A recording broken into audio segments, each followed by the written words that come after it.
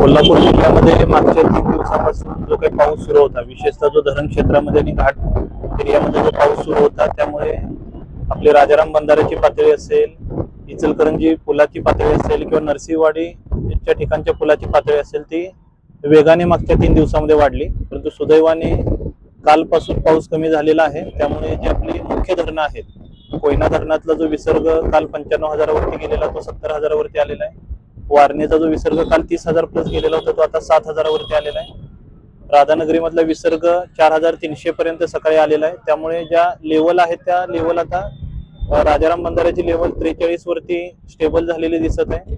इचलकरंजी पुलाची इथली लेवल आहे ती 65 फूट 8 इंच आता जे आहे. आपली इशारा पातळी 68 फूट आणि धोका पातळी 71 फूट आहे. त्याच्या खाली ही लेवल आहे. सुदैवाने इचलकरंजी शहरामध्ये अजूनही निवासी भागामध्ये पाणी गेलेलं नाही आणि आता पाऊस ओसरला असल्यामुळे निवासी भागामध्ये पाणी जाण्याची इचलकरंजी शहरामध्ये शक्यता नाही.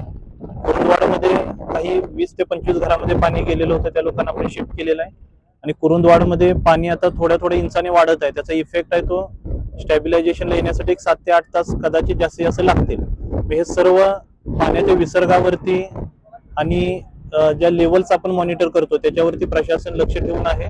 सर्व आमची यंत्रणा आहे ती फील्डवरती आहे आणि येणाऱ्या परिस्थितीला तोंड देण्यासाठी तयार आहे. परंतु सुदैवाने पावसाचा जोर ओसरल्याने परिस्थिती नियंत्रणामध्ये येईल, यापेक्षा लेवल वाढतील असं दिसत नाही.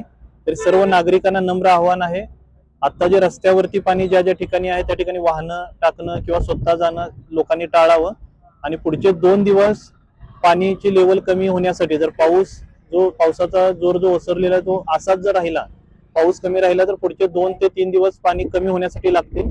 तोपर्यंत नागरिकांनी काळजी घ्यावी. वाहत्या पाण्यामध्ये किंवा रस्त्यावरती पाणी असताना त्यामध्ये जाणं टाळावं आणि प्रशासनाकडून ज्या सूचना दिल्या जातील त्याचं पालन करावं.